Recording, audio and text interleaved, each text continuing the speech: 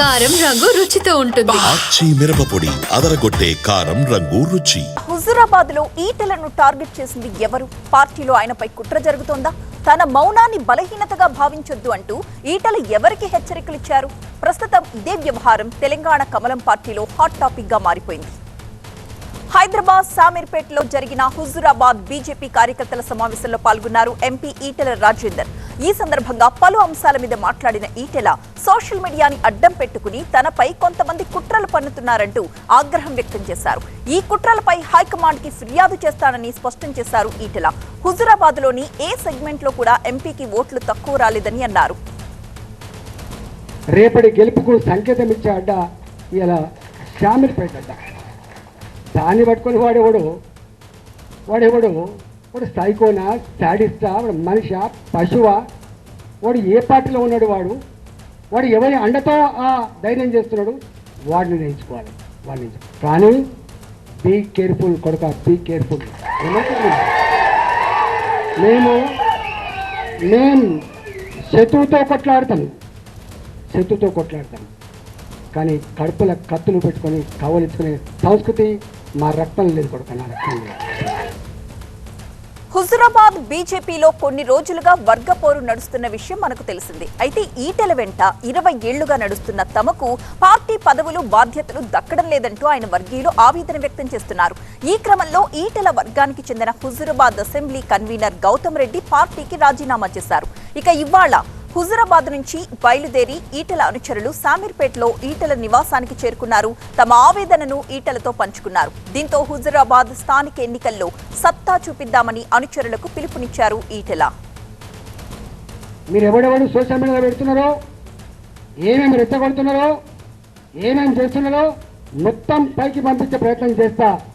నేను అనుకుంటున్నా సంస్కారం ఉందని, సభ్యత ఉందని ఇట్లాంటి వాటిని అరికట్టాలని భావిస్తున్నా.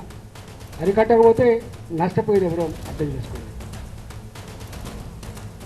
తనకు స్ట్రైట్ ఫైట్ తప్ప స్ట్రీట్ ఫైట్ రాదు అన్నారు ఈటెల. కడుపులో కత్తులు పెట్టుకుని రాజకీయం చేయడం తనకు చేతకాని పనని, శత్రువుతో నేరుగా కొట్లాడతానని స్పష్టం చేశారు. రాజకీయాల్లో అబద్ధాల పునాదులపై కొందరు బతుకుతున్నారని ఆరోపించిన ఈటెల నిజాయితీగా పార్టీ కోసం కష్టపడటం తప్ప తనకు మరొకటి తెలియదన్నారు. తాను ఏ పార్టీలో ఉంటే ఆ పార్టీకి అంకిత భావంతో పనిచేస్తానని, తన అనుభవం వాడుకుంటే పార్టీకి ఉపయోగపడుతుందని చెప్పారు. అయితే తనకు ఎవరి దయాదాక్షిణ్యాలు అవసరం లేదని స్పష్టం చేశారు. హుజూరాబాద్ గడ్డ మీద రేపు ప్రతి ఊర్లో మన వార్డు మెంబర్ ఉంటాడు. హుజూరాబాద్ గడ్డ మీద నా సర్పంచ్ ఉంటాడు. ఎంపీటీసీ మొదలుపెట్టి ఎంపీపీ వరకు, జడ్పీటీసీ మొదలుపెట్టి జిల్లా పరిషత్ చైర్మన్ వరకు, ఇలా కౌన్సిల్ నుంచి మొదలుపెట్టి మా మున్సిపల్ చైర్మన్ వరకు ప్రజల ఆశీర్వాదం ఉంటే గెలుస్తామని నమ్మకం ఉంది. నాకు అహంకారం లేదు. వాళ్ళు ఆశీర్వదిస్తారని కనుక భావిస్తే తప్పకుండా పెట్టుకుందాం, మనం గెలుచుకుందాం. సర్పంచ్కి ఏ బీఫామ్ అక్కర్లేదు, ఎవరి దాదాక్షణ అక్కర్లేదు. గుర్తుపెట్టుకోండి, సముద్రం తుఫాన్ వచ్చే ముందు కూడా ప్రశాంతంగా ఉంటుంది, కానీ ప్రళయం వస్తుంది కొడుక, ప్రళయం వస్తుంది. మౌనంగా ఉన్న వాళ్ళని బలహీనంగా భావించి, సంస్కారం, సభ్యత ఉన్నవాడిని నువ్వు ఇంకొక రకంగా భావించి పిచ్చి వేషాలు వేసుకుంటే నష్టం జరిగేది ఎవరికో తర్వాత తెలుస్తుంది. అందుకని నేను అంత డెప్త్కు పోతలేను. కేర్ఫుల్గా ఉండమని చెప్పి కోరుతున్నా.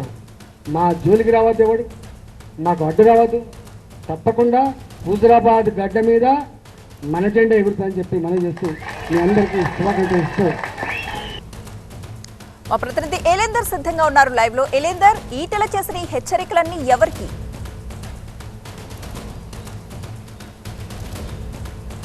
రైట్, టోటల్ ఎపిసోడ్లో ఈటెల రాజేందర్ చేసినటువంటి కామెంట్స్ అన్నీ కూడా తన పైన ఎవరైతే బహిరంగం కాకుండా సోషల్ మీడియా వేదిక కావచ్చు, వెనుక నుంచి వెన్నుపోటు పొడుస్తున్నటువంటి అంశాలు ఏవైతే ఉన్నాయో వాటిని ప్రస్తావిస్తున్నారో తప్ప ఎవరు అనేది మాత్రం ఆయన ఎక్కడ కూడా బహిరంగంగా చెప్పలేదు. సో వాళ్ళకి అందరికీ కూడా ఇది ఒక హెచ్చరిక లాగా ఉంటుంది. బీ కేర్ఫుల్గా ఉండాలి, నా జోలికి రావద్దు అని చెప్తూనే వాళ్ళకు వార్నింగ్ ఇచ్చే ప్రయత్నం చేస్తున్నారు. కానీ ఎవరు అనేది మాత్రం ఆ విషయాన్ని బయటకు పెట్టే ప్రయత్నం అయితే చేయలేదు. అయితే ఓవరాల్గా ఈ అంశాలపైన, అంటే ఈటెల రాజేందర్ చేసినటువంటి స్పీచ్ పైన కావచ్చు, హుజూరాబాద్ నాయకులకు ఇచ్చినటువంటి హామీ పైన కావచ్చు, ఎక్కడ కూడా రాష్ట్ర వ్యాప్తంగా కమలదళంలో ఒక చర్చ జరుగుతుంది. ఎవరిని టార్గెట్ చేస్తూ ఈ కామెంట్స్ చేశారు అనేది. సో నాకు స్ట్రైట్గా ఫైట్ చేస్తాను తప్ప వెనక నుంచి కత్తులు కడుపులో పెట్టుకొని కౌగులించుకునే పద్ధతి నాది కాదు. ఏ పార్టీలో ఉన్నా కానీ ఆ పార్టీ యొక్క సిద్ధాంతాల మేరకు అంకితభావంతో పనిచేస్తాను.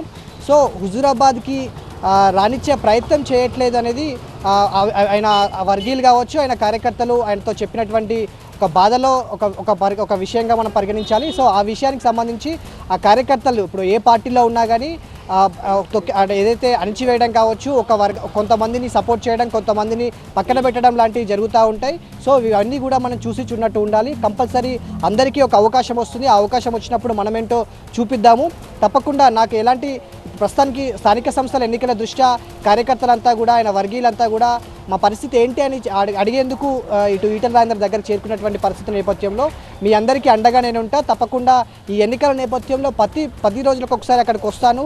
ప్రతి మండల కేంద్రంలో ఒక ఆఫీస్ ఏర్పాటు చేసి మిమ్మల్ని గెలిపించుకునే ప్రయత్నం చేస్తానని చెప్తున్నారు. సో అదేవిధంగా వీళ్ళకి ఎట్లయితే హామీ ఇస్తున్నారో అదే విధంగా తనని టార్గెట్ చేస్తూ సోషల్ మీడియాలో కావచ్చు, బయట కావచ్చు, ఎవరైతే టార్గెట్ చేస్తూ మాట్లాడుతున్నారో వాళ్ళకి జాగ్రత్తగా ఉండాలి. నా జోలికి రావద్దు, నా పని నేను చేసుకుంటూ వెళ్తున్నాను, నేను ప్రజలకి కార్యకర్తలకి దగ్గరగా ఉంటాను. సో నా జోలికి రావద్దు, నన్ను ఇబ్బంది పెట్టొద్దు. నన్ను ఇబ్బంది పెడితే మాత్రం ప్రస్తుతం జరుగుతున్నటువంటి పరిణామాలన్నీ కూడా పైన అధిష్టానానికి తీసుకెళ్లే ప్రయత్నం చేస్తాను, కంప్లైంట్ చేస్తాను. సో అంతకు మించి జరిగితే మాత్రం ప్రళయం వస్తే మాత్రం మీరు ఎవరు తట్టుకోలేరు. సో నేను శాంతంగా ఉన్నాను, పని చేసుకుంటూ పోయేవాడిని, శాంతంగా ఉంచండి తప్ప నన్ను ఇబ్బంది పెట్టకండి. నేను పరిధి దాటితే మాత్రం అందరికీ ఇబ్బందులు తలెత్తుతాయి అనేది మాత్రం చాలా స్వీట్ వార్నింగ్, హార్ట్ కామెంట్స్ చేసినటువంటి నేపథ్యంలో ఎవరిని టార్గెట్ చేస్తారనేది ఒక సందిగ్ధత, క్వశ్చన్ మార్క్ అయితే అందరిలో కనిపిస్తుంది. Right, thank you Elender.